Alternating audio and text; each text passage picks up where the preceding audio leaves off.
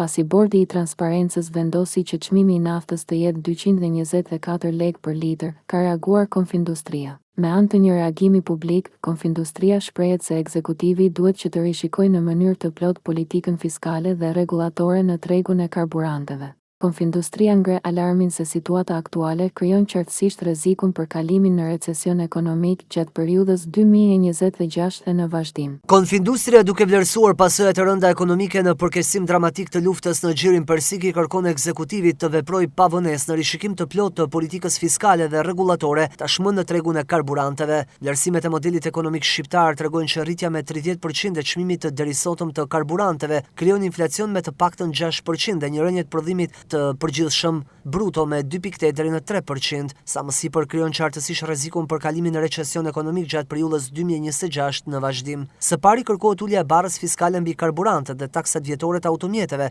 të paktën në mesataren e sotme të shteteve të rajonit. Shqipëria është shteti vetëm në rajon që nuk ka ndërmarrë asnjë masë të prekshme lehtësuese për krizën e karburanteve. Ndërhyrja me ulje 20% të vlerës së akcizës vetëm kur çmimi i naftës do të arrijë në 220 lekë për litër është i pamjaftueshëm dhe i pakuptim. Thellimi i diferencës në kostot e karburanteve me shtetet konkurruese në rajone më gjerë në kushtet e krizës shton ndjeshëm rrezikun e falimenteve për industrinë, prodhimin vendor, bizneset, si dhe goditjen inflacioniste të shumëfisht për qytetarët. Së dyti të filloi procesi i shndërrimit të bordit të transparencës në ent rregullator të karburanteve si institucion i përhershëm profesional kundër spekullimeve në tregun kartel të sotëm. Së treti, Konfindustria mbështet propozimin për krijimin e një operatori me kapital shtetëror në tregun me shumicë dhe pakicë të karburanteve.